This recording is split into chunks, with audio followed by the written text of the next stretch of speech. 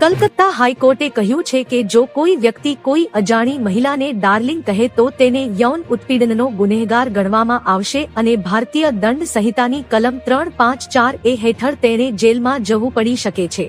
આ દંડ પણ ભરવો પડી શકે છે.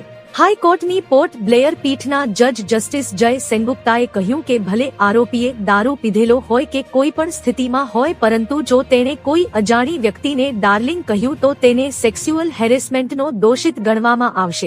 જેના પર કોર્ટે કહ્યું કે જો આરોપીએ આ શાંત અવસ્થામાં રહીને મહિલા ઓફિસર પર ટિપ્પણી કરી હોય તો અપરાધ વધુ ગંભીર બની જાય છે.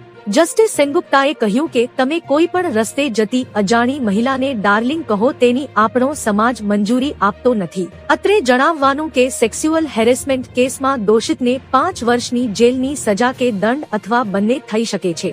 તો મિત્રો, હાલ માટે આટલું. મળીશું નવી અપડેટ સાથે જ. જો તમને અમારા વિડીયો પસંદ આવતા હોય તો વિડીયોને લાઈક કરી દેજો અને ભારત સમય ન્યૂઝ ચેનલને સબસ્ક્રાઇબ કરી બાજુમાં આવેલા બેલ આઇકોનને દબાવી દો, જેથી તમને આવા સમાચારની અપડેટ મળતી રહે.